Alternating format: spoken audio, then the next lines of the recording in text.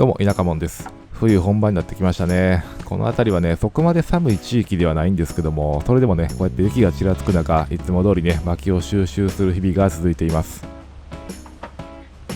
前回はこの発泡レタンスプレーを使って生活スペースである物置のね、隙間を塞いできました。ちょっとね、イメージと違う出来になったっていうのはね、否めないんですけども、外から入る風はね、格段に減りましたよ。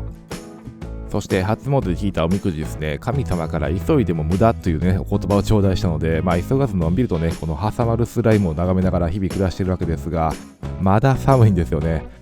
なんでこんな寒いかっていうと、部屋がね、これ全部開放されてるからなんですよね。これはなんぼ薪ストーブ焚いてもね、温まるわけがないですよね。というわけでね、これは部屋を区切るしかないなと思って、そういえば実家でね、この布をね、結構たくさんもらってきたなと思い出して、この布で適当にね、この間仕切りを作ろうと夕方5時ぐらいなんですよね、これね、思い立ちました。先にお断りしておきますが、これ、過去一適当な DIY になります。もう、覚悟してみてくださいね。ということで、裁縫セットをね、引っ張り出してきましてね、糸を通そうとするんですけども、全然通らない。腹立つわ。と、あいつも通りのことなんですけどね、出だしからつまずいています。でもね、まさか針と糸を持って脚立に登る日が来るとはね、想像もしていませんでしたよね。ほんとね、僕の人生予想外のことばっかりなんですよね。とそんなことを思いながらね、大体な感じでこの布をね、キーに留めていきました。見てもらったらわかるようにね、ほんと適当なんでね、こんな動画上げてええんかなってね、一瞬思ったりもしたんですけどね、そこはこのチャンネル、堂々と上げていきます。また見終わったらね、皆さんの感想を教えてもらえると嬉しいです。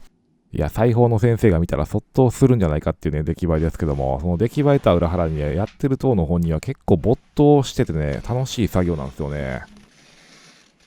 で、この挟まるスライムとこの超絶適当な裁縫、このね、組み合わせ、これこそ我が家やなっていう感じはしますよ。で、これ上を開けているのは電気の線が通っていて、多分ね、通電しないとは思うんですけど、万が一が怖いので、詳しい人に見てもらってからね、塞ごうかなというふうに考えています。そしていつも通りのこの寸足らずですので、残りの布をね、付け足していきます。こうして作業して思うのはね、布ってめっちゃ自由やなって思いますよね。木材やったらね、こう切るのにノコギリがいるけど、布やったらハサミで簡単に切れるし、多少計算がずれていてもね、こうやって縫っていけばなんとかなるっていうのはほんとね、自由だなっていうふうに思いましたね。自由だとは思いましたが、ここでね、釘で布を留めて思ったんですよね。上の部分は別にこれ、縫わんでも釘でよかったやんっていうね。いつも通り無駄なことばっかりしますよ、本当に。で、後ほどね、お伝えしますが、また大量に薪をもらってね、来年の燃料はかなり余裕があるのが見えてきました。なので今年はね、もう遠慮せず、バンバン炊いていきます。作業に没頭してたらね、結構夜も深まってきたので、ここでね、くぬぎの木を入れて部屋の温度を上げていきます。ちょっと試しにね、薪ストーブ部屋からこのベッドルームへ進んでみると、結構体感できるぐらい温度違うんですよね。ちゃうな、温度。客観的に見たらこんなアホみたいな仕掛けですけども、やるとやらんではね、全然違うっていうのね、一人感動しましたよ、これは。前回のウレタンスプレーに続いて、この仕切りでね、生活環境がかなり改善されることが見えてきて、ワクワクしながらね、この最後の1枚を縫い付けました。ただこれね、隙間がね、空いちゃうんですよね。何かいい方法がないかなと思いまして、その辺に転がってる端材をね、ちょっと漁ってました。本当にね、貧乏症やばくてね、こんな端材も捨てれないんですよね。今回に限ってはこれ捨てずに置いといてよかったですよ。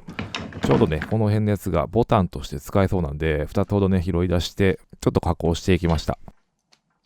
加工といってもね、穴を開ける程度なんですけども、こうすればね、ボタンとして止められるなというふうに思いました。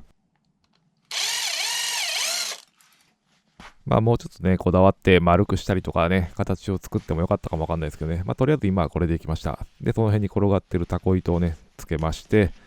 こうするとね、隙間が一応塞がれるので、バッチリではないですけどね、だいぶこれで改善されますよ。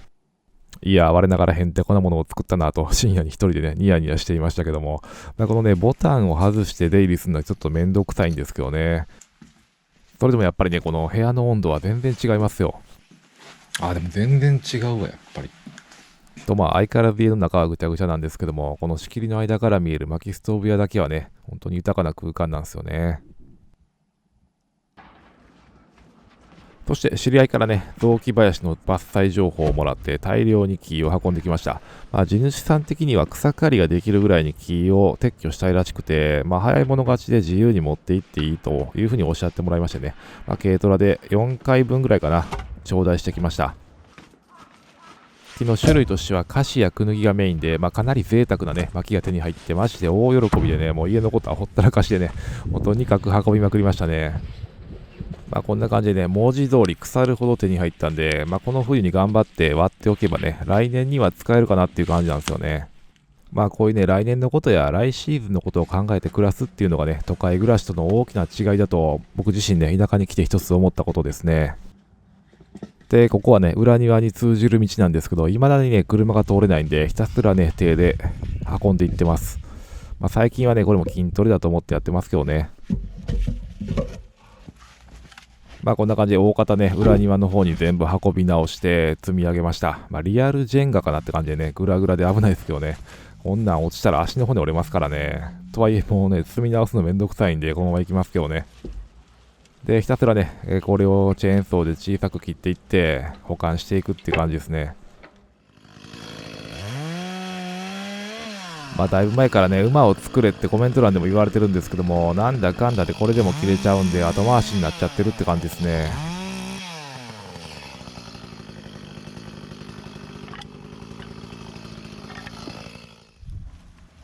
あっという間に薪の山ができてね、今度はこれ保管場所に困るなって思ってたらね、月1で遊びに来てくれる友人親子がやってきました。はい、こんにちは。おめでとうございます。今年もよろしく。家直す前にまず薪切らなみたいな。冬越さなあかんで。来年の分ですけどね。これはね。いやーでもありがたいです本当に。やな。とりあえず一服しますか。ね。向こうから入った方が安心に歩けますよ。こんな感じでようやくね、あったかい部屋にね、友達を迎えることができるようになって、しばらくね、談笑しまして。成仏させてくれと思ってるから。忘れてくれっつって。以前にも紹介しましたが、彼はね、世界を回ってきたようなガチの絵描きさんなんで、せっかくね、ここにキャンバスがあるんで、ちょっとね、絵を描いてもらうことにしました。彼はね、妖精をテーマに絵を描いていて、この家にいる妖精、アンゲラスを表現してくれました。このね、アンゲラスにまつわるストーリーも結構面白いんで、サブチャンネルの方にね、その話をアップしておこうと思います。で、偉そうに言いましたけどね、サブチャンネルまだできてないんでね、またでき次第お知らせします。お店もちゃんとある。なんかそのになりたいかっていうのがあるかっていう。なるほどね。その木みたいなやつは何なの？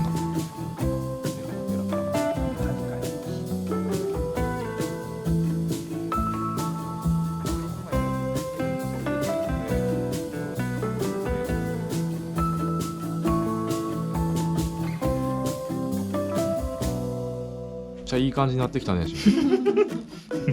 やっぱすげえわ。急に絵描いてって言われてね、ここまで描けるのってほんとすごいですよね。画面の中でどうやって描くの？イーゼルのとこに傘を結びつけて、その下でこうやって描く。だいぶ面白いや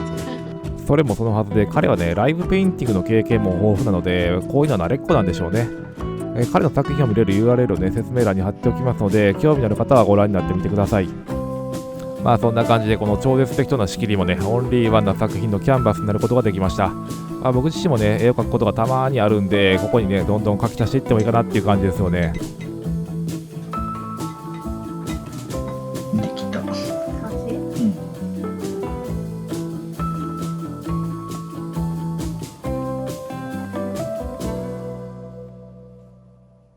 ありがとうございます。はい。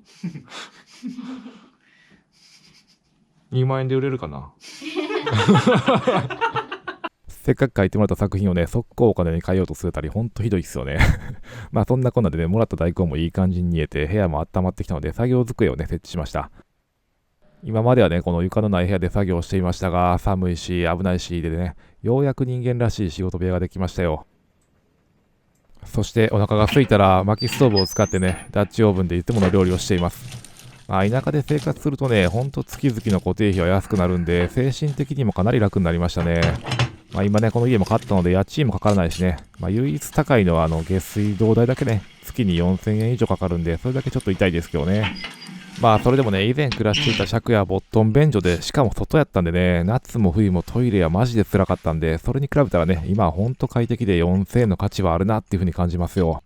いや、申し訳ないですね。行きがかり上ね、食事のシーンにトイレの話題をかぶせる展開になっちゃいましたけども、人から見たらね、結構貧しい暮らしに見えるなとは思うんですけども、個人的にはね、今の暮らし、結構満足感を感じてるんですよね。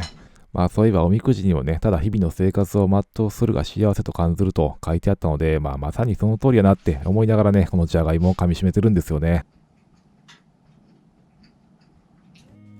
というわけで今回は過去一適当な感じになってしまいましたが、それでもね、最後まで見ていただいて本当にね、感謝ですよ。別にね、焦る必要もないんですけど、裏庭に積まれた原木を見ていると切らずにはいれないって感じでね、ひたすら薪の整理を進めていってます。ここから1月末、2月頭にかけてちょっとね、仕事の方が立て込んでいますので、動画の更新の方は遅くなると思いますが、また進展があればね、お知らせいたします。皆さんもこれからの時期ね、運転や体調を気をつけてね、お過ごしください。それではまた。